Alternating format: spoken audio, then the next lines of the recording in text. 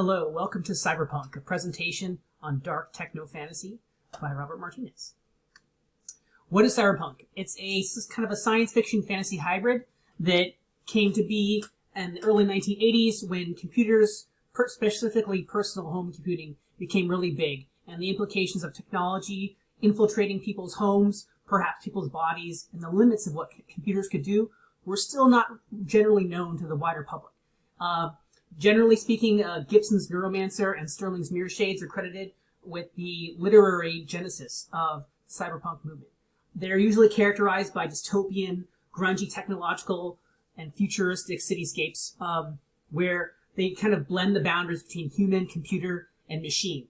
People and technology are synergistic, symbiotic, and there is a new paradigm that arises in these worlds. Think along the lines of Blade Runner was a great visual example of the cyberpunk movement, kind of a new techno-noir aesthetic. One of the reasons cyberpunk came to be was that people were trying to understand, theorize, and imagine how humans could relate to computers and machines, this new technology that was proliferating at an expedient rate throughout the world at this time. Science fiction and fantasy books try to understand what the world might be with this new technology working alongside and perhaps inside human beings. They theorized and imagined the benefits this could be for extending life, increasing intelligence, but also the perils, creating weaponry, damaging what it means to be human. The settings are often cityscapes that are run down, again, noirish, kind of gritty, violent, seedy, lawless. Again, think Blade Runner. Characters in these novels typically are more of the underbelly, seedy underbelly, corporate giants, assassins, couriers, criminals, a lot of kind of gritty, underworld, noirish types characters. This has recently been demonstrated in the amazingly successful video game Cyberpunk 2077, which kind of embodies all these in a kind of a massive multiplayer online experience. One of the things that Cyberpunk tends to question and investigate are sexual boundaries between genders and machines. When the body is no longer the repository for the intelligence, when it can be shifted into machines, into computers, when it can be hybridized, the body can be fused with different parts. What it means to have different genders and different sexual identities comes into question. Many of these works explore these issues, especially when artificial intelligence is created. It has inspired many works of art, not only literary, but film and image, such as The Matrix. That's a kind of a go-to example of cyberpunk. And Ghost in the Shell, which is an anime that is one of the quintessential touchstones of cyberpunk in the animation world. It also helped to inspire the Shadowrun tabletop role-playing game, which kind of combines cyberpunk elements with more traditional fantasy elements like orcs and elves and magic, where magic and the kind of techno-noir elements of cyberpunk coexist. There's some essential cyberpunk reading. There's a ton of cyberpunk novels out there of varying different caliber of more lighter cyberpunk, where it's not so pervasive, as in like everybody has implants and is hooked up to a computer, and ranging from that to more of a more immersive, the whole world is computerized kind of feeling. The quintessential reading. The first three listed here, Neuromancer, Count Zero, Mona Lisa Overdrive, which is referred to together as the Sprawl Trilogy, along with Mirror Shades by Bruce Sterling, is credited as the very initial wave of cyberpunk in literature.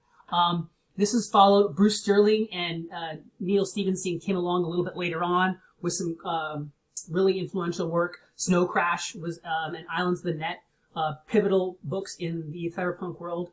And then Ready Player One, a more recent entry into the genre, kind of along with The Matrix, brought the cyberpunk world to the forefront of the film industry. Ready Player One was turned into a film. It was also very nostalgic, hit a lot of touchstones from the 80s with its the 80s inspired work, which gave homage to the earlier writers. More recent entries, Altered Carbon 2002 by Richard K. Morgan was actually turned into a very successful Netflix series. Wetware, Stuck in the Game, Sinners, these are also very crucial influences as technology has progressed from the 80s when cyberpunk was first created to now. It has the cyberpunk genre has evolved with the technology that has come along the decades. So it's a very dynamic genre from what was thought that could be done with computers back in the 1980s to what can be done with computers now. The cyberpunk genre continues to theorize and push the boundaries of what is possible with computers, with technology, and how it fuses and mixes with human beings' bodies and society. Here is some cyberpunk books and covers. Again, the cyberpunk genre has inspired a lot of great artwork, not only for covers, but also video game design, movies, and also digital art. As you can see, Ready Player One down here has been turned into a movie. Altered Carbon turned into a show. And then the Shadowrun, here's the Shadowrun down here in the corner, the core rulebook for the tabletop role-playing game. Here's some imagery from Cyberpunk Media Games. Of course, down at the bottom left, we have the Matrix. Bottom left down here, we have a shot from Blade Runner, and then Ghost in the Shell right next to it, and another Blade Runner shot on the bottom. We have Neo being plugged into the Matrix, and then up to the right, we have a shot from the Shadowrun role-playing game where you can see orcs and elves being fused into the cyberpunk world, and then some shots from the more recent Cyberpunk 2077 video game.